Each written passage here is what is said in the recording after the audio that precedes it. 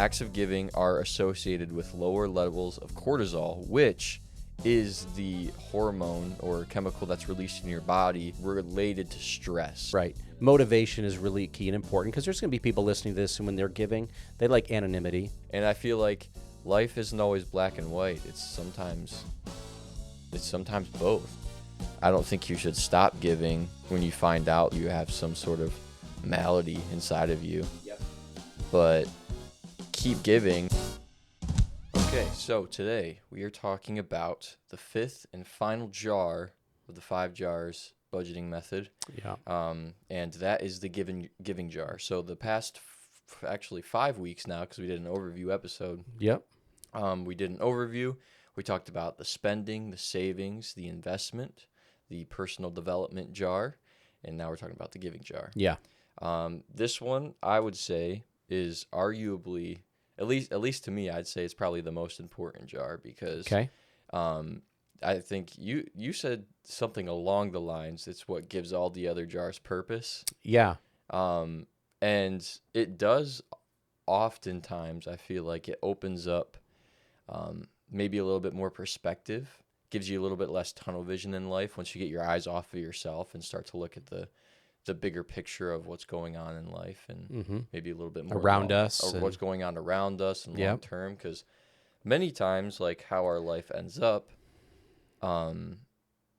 is due to like our own actions, but also like sometimes our quality of living or just certain circumstances are because of things that are going on around us, and we can often just feel like a victim and just like sit in it instead of being like, okay, maybe I could enact some change here, right? Yeah. And so I don't know, I'm excited to talk about the giving jar today, but first I kind of want to, been doing this with every jar, I kind of want to get an old man's definition of what the giving jar is to you, or in the general sense, or both. Well, the giving jar really is, gosh, there's so many things I could say, but I think I'll piggyback off something you just said. You were just talking about how it gives you perspective, kind of forces you out of your tunnel vision, I think is what you said. Yeah, it's the one jar that makes you rich in every other way. It gets you focused on everything going on, other things going on around you, and it also forces you to kind of into a position of where you know that you are here and that you have a purpose that you can engage in to be helpful or to be of benefit or value to someone else or another organization. Group of people, it gets you focused outward into the world, which I think is really important. Understatement of the year, probably. We've probably heard that a lot of times before, but I know for me that the consistency of using this mindset, the reward and what comes back as a result just can't be measured in terms of like an amount, like a monetary amount, or Right. There's just no way to measure the blessing and the goodwill and just the atmosphere it creates when you're in a giving mode, when you're always thinking about how you can give or how you can improve a situation or someone's life, or you start to build a habit where you're actively looking to be able to engage in that kind of behavior. It's amazing what comes back as a result. It's almost counterintuitive to, or it's seemingly counterintuitive Yeah. to our brains, because oftentimes we think, okay, I'm going to spend my money the way I want to make myself feel better. Yeah. I'll spend it on anything that I feel like is going to make me feel better. Okay. But oftentimes our first thought, almost never until we build some new neural pathways in our brain. Mm-hmm. First thought is never like, I'm going to spend my money for others, Mm-hmm. and in return I'll feel happier or better or more peaceful or whatever. Or Right. sometimes you won't feel like that. You'd be like, dang, I'm kind of stressed about money right now and I'm going to give this away. Yeah. But it ends up being so much more rewarding in the end. And we'll talk about it some, but it's also kind of hard to explain what that's like until you do it. Exactly. You kind of got to take a step of faith and actually put it into practice before you see, the actual benefits of it. Right. But thought it was interesting. The University of Notre Dame did Yeah. a study, and said people who don't donate to charity Yeah. are 43% more likely to say they're very happy compared to those who don't. Now, I don't know how they measure that, Yeah. but it's There's some meter there goes happiness in this. Like, Yeah, exactly. Whoa, It's look like- at this over here. yeah, the very happy section of the meter is going Right. up there. Yeah. Like, The needle was moved. Yeah. right, yeah. Mhm. And then other or older adults who volunteer regularly had 44% lower likelihood of dying over a 5-year period. Yeah, and that's interesting. So, how is giving equated to longevity or living longer? Right. Right. Which What's could- that all about? Right, yeah. Mhm. How could that be part of your legacy that you hand off too? Mm-hmm. Because giving not only affects you mentally, spiritually, but turns out also physically, which we'll talk about some of that stuff here in a second. But Mhm. like, it can bring you more longevity in life. Yeah. Maybe not even with your physical life, but it brings you longevity and legacy as well Mm-hmm. because of those that you affect. Right. And it's like an effect or a persona, or it's just like your character that you are instilling in the generations after you that Yeah. you leave behind. And many of us have probably heard stories where I've been at events, or maybe like a funeral, or maybe even like some sort of a fundraising where there'll be a picture of someone on the screen that a family member is talking about. This is my grandpa, this is my grandmother, and she or he did X, Y, or Z. And they're talking about a certain value or something that translated, that was handed down to them, and that they are continuing to have live on as a result of the example that person set. That's what we're talking about, because that person may be gone and maybe lived 80, 90 years. And here's a person in their mid 40s or 50s talking about what they're doing now. How many hundreds of years in the future is that person's picture on the wall still having an effect? Because something simple they handed down that way, right? Yeah. In the strain of health and everything there, acts of giving are, this is according to Yale and UCLA joint study, that acts of giving are associated with lower levels of cortisol, which is the hormone or chemical that's released in your body related to stress. It's your Right. stress hormone, Exactly. which creates a greater level of overall emotional well-being. Mhm. But also, cortisol causes a lot of negative effects in our body. It can Yeah. cause autoimmune disorders, lack of longevity. You Mm-hmm. can die sooner. Especially when a consistent high level of that is operating in your body. Exactly, right. Mhm. And so acts of giving actually reduce that in your body and release things. Giving activities, they activate the metabolic pathway, which is the same part of the brain that releases oxytocin and dopamine, Yeah. which are like the good chemicals, right? Yeah. A lot of people in my generation are always looking for that dopamine hit, whether it's like going on social media. You ever notice, like sometimes like if you're just like sitting around, you just like grab your phone and then you look at it, you won't even do anything and then you just put it back down. Yeah. Like that's literally us just like trying to get a dopamine hit, like trying to find like some sort of notification or something that's going to Yep. like hit our brain, that's going to make us feel good. Tell for me a second. something, world. Right, exactly. Or just help get us through like a little bit of a 30-second lull in our day or Yeah, something like that, right. right? And so this actually releases the same chemicals in your brain, Yep. but for a much better purpose, I would say. Mm-hmm. And so I don't know, again, it just seems so counterintuitive because I feel like people would be like, well, I feel like it's going to create more stress for me giving away my money to other people when I could be using it to, take care of myself in this way or take care of myself in this way, right? Yeah. And I think there's another one, serotonin. Yeah. And the fact checkers can check us on this, but I think I heard one time that serotonin, when you're also in a giving mode, or if you have a consistent discipline of looking outward, if you will, it builds that up in your body, and it takes longer to build levels of that up in your body than it does like a dopamine or any other the hormones. Yet that one has the ability to really bring a lot of great healing effects to your body and a well-being, a mood stabilizer, if you will, a more even energy. It just takes longer to build up. So it's almost like it's like dopamine with longevity kind Yeah, of deal, you know? It's right. not like a spike of good feeling and then Exactly. it's like you're riding that roller coaster. It's more of like A consistent. consistent, right? It just takes more time to do, which is why it's kind of like working out and exercising muscles. You got to do it consistently to see the result, but it is there working and operating. Yeah. Yeah. You know what I found interesting? We talked about last episode or 2 episodes ago when we were talking about the investment jar. Yeah. How my generation and millennials are putting away the least amount of money for retirement Yeah. out of any generation before them, like least percentage of money towards retirement. Okay. But you know what? 84% of millennials give to charity Yes. despite being financially behind compared to other generations, Right. which I thought was so interesting. Mm-hmm. Why do you think that is? I don't. They're very socially involved, whether politically or charitably.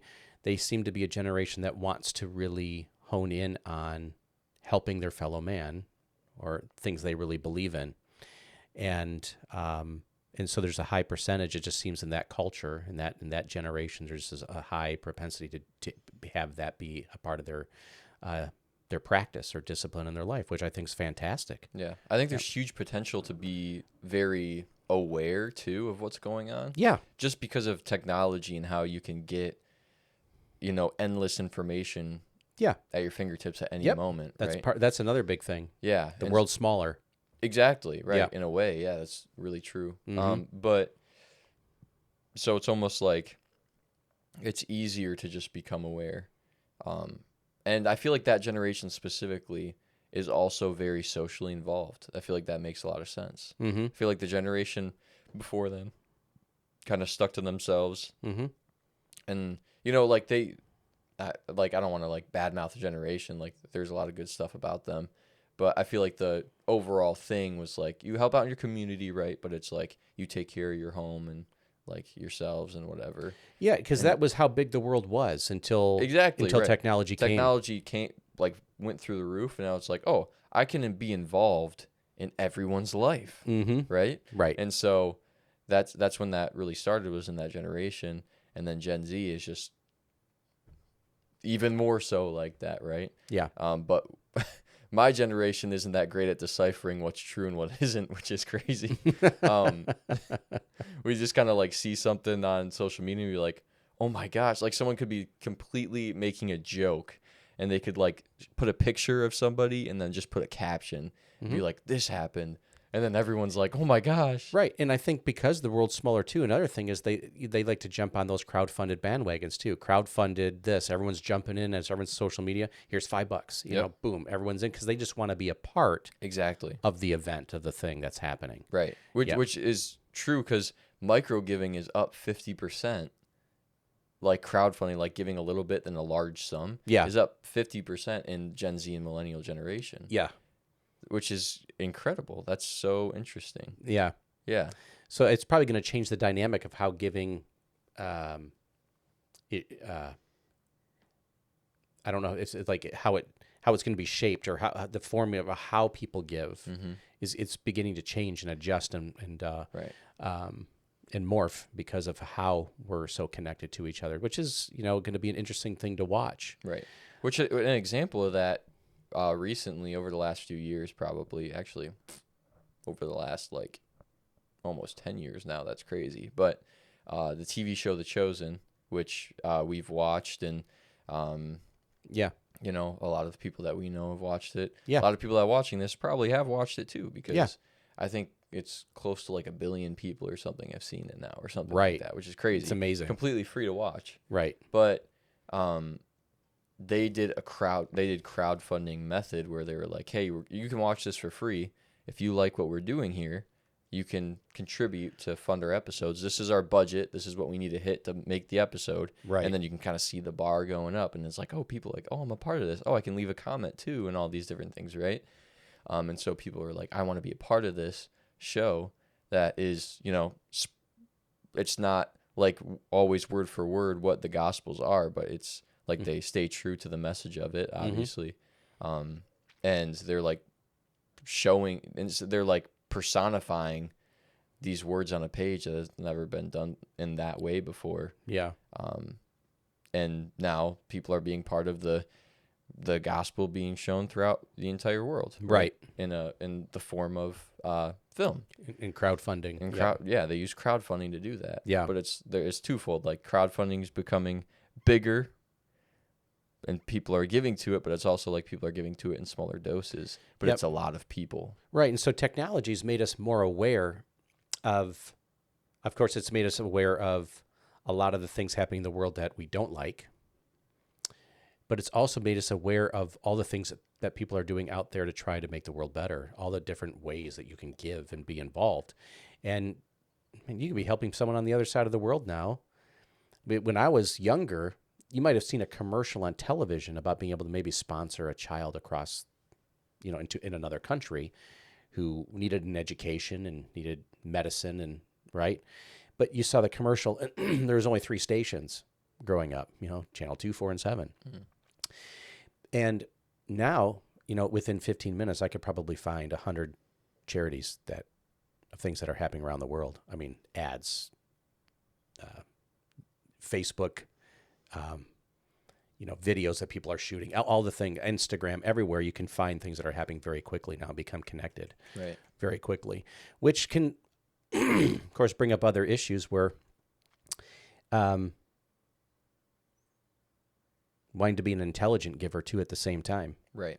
Because you can find any sort of charity or program or anything that like matches with your identity or whatever. Right? Exactly. Yep. And so like people will often just give to whatever they feel like personal to them. Right. And you can now like cater anything to like what you want. Right. Which again can make it more so about you. Yep. Which is not really the idea of the jar. Right. Motivation is really key and important because there's going to be people listening to this, and when they're giving, they like anonymity. Mm-hmm. They don't want to, like what the principle is, you're not letting your right hand know what your left hand is doing. Right. It's not about look at me. It's about truly being able to give, and let the results be the results. So there is an element of wanting to be anonymous sometimes. But motivation is really huge. Why are you doing it? I think that's a very important component. Right.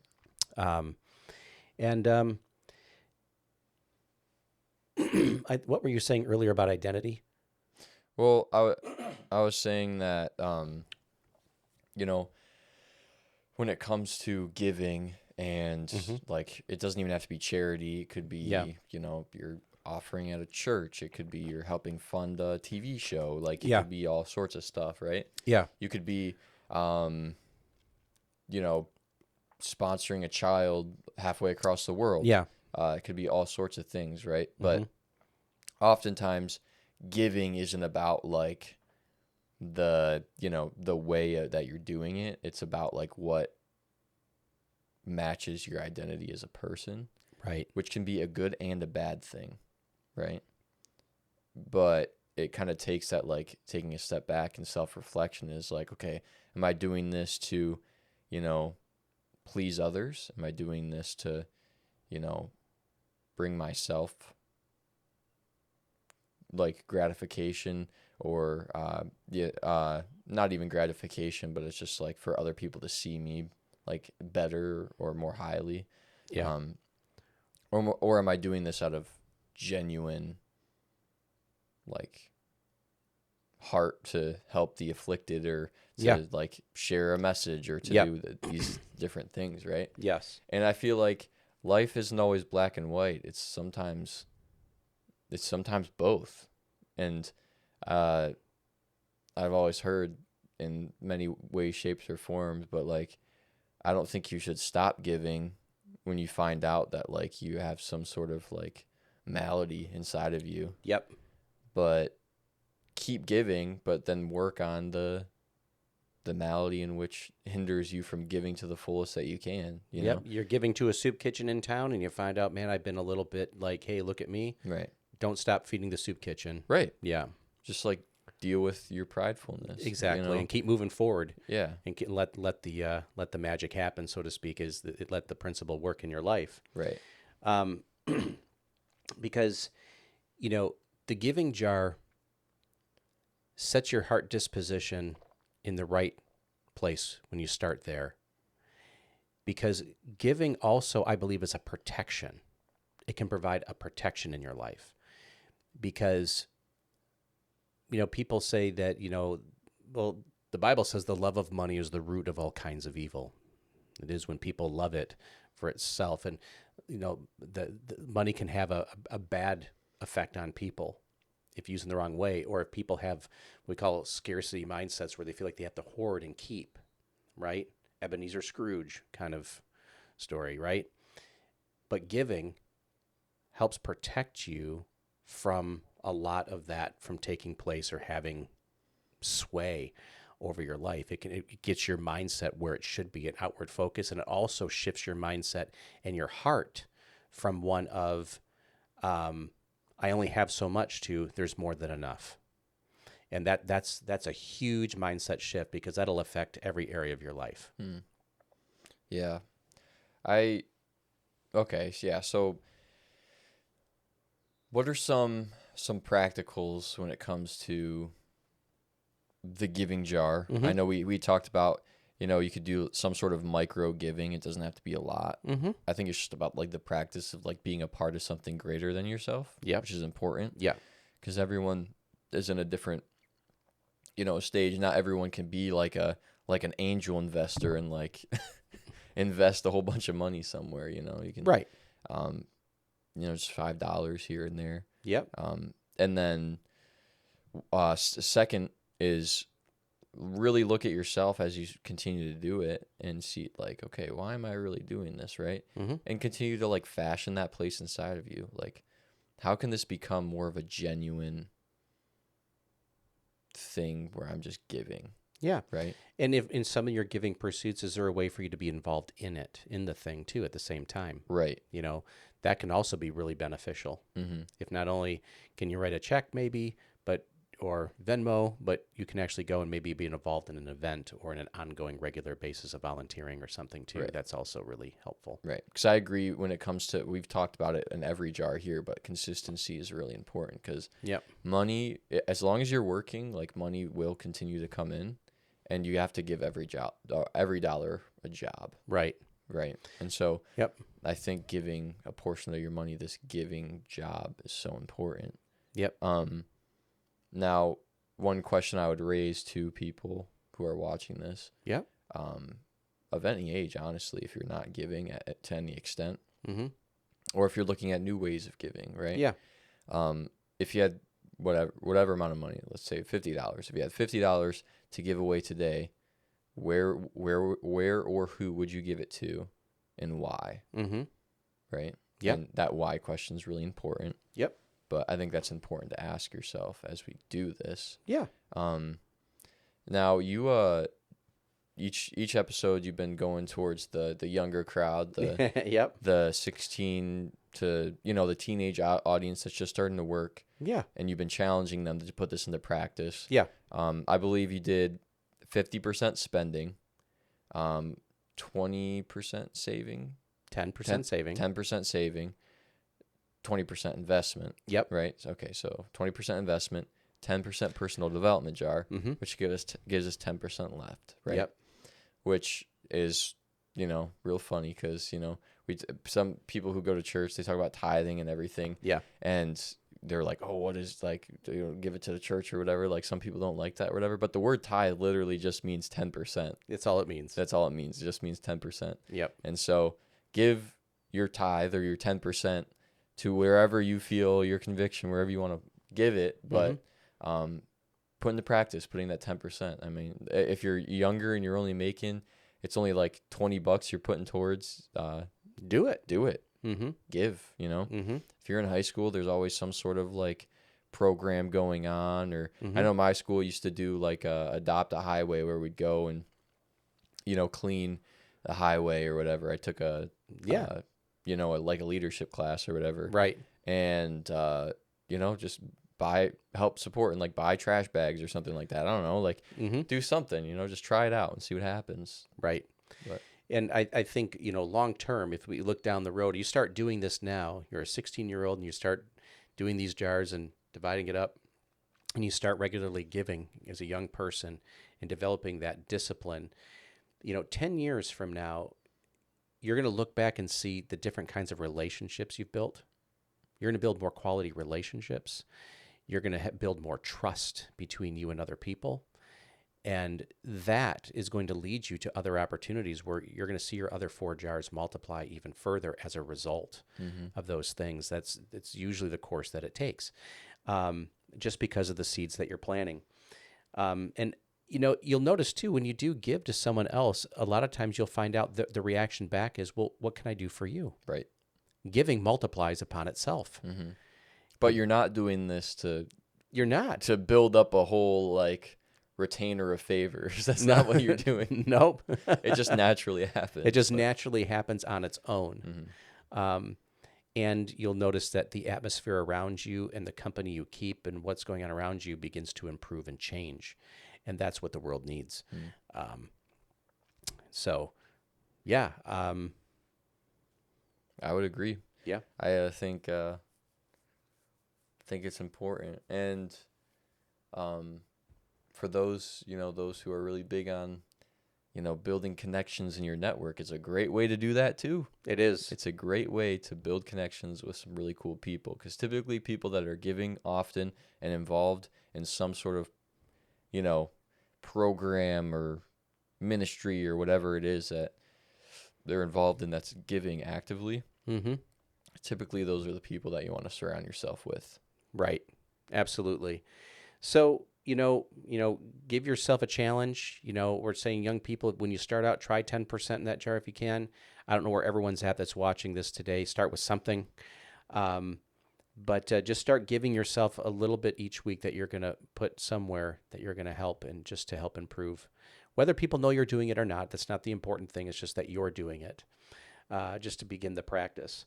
But if you just do a little math, we always do a little math in our head here, but $10 a week for a whole year would be $520 for the year, right? 52 weeks in a year. Yep. Okay. $10 a week would be $520 of impact. Now, over 10 years, that person would have given $5,200. Okay? Over 10 years. Now, imagine if you could inspire 10,000 people to do what you did. If you did that, and 10,000 other people said, yeah, I'll do that too. Over 10 years, what's the impact? That's $52 million of impact at $10 a week. Okay? So, giving can be catchy. If you're consistent with it, if you have a giving heart, if you allow yourself to just give of yourself, other people will follow suit. People will follow, that kind of example. Your family will, your children will, your friends will, and you have no idea the multiplying effect it can have over 1 decade in time by just doing a little bit. And everybody coming around and doing a little bit, it has a multiplying effect that sometimes we don't even think about that's happening. So that's why we want to put it out there today, so people will actually think about this as being a part of their life. Yeah, and I hope they do. And I hope this series on the 5 jars has been helpful for people. And there may be a lot of questions we could probably talk about in the future, but I think this is huge. It has helped me a lot in my life and helped my siblings, and I think it's a really great start for those who have not ever budgeted, and it's a great reset for those who are trying to reevaluate. But I've enjoyed talking about it the last 6 weeks here. Yeah, me too. Sweet. This has been great. So if you've enjoyed this, if you found value in it, if you could hit subscribe for us, leave comments. We would love to know what your thoughts are on these episodes. And just remember that generosity is proof that wealth is a mindset. It's not about your bank balance. And so we look forward to our next episode with you. See ya.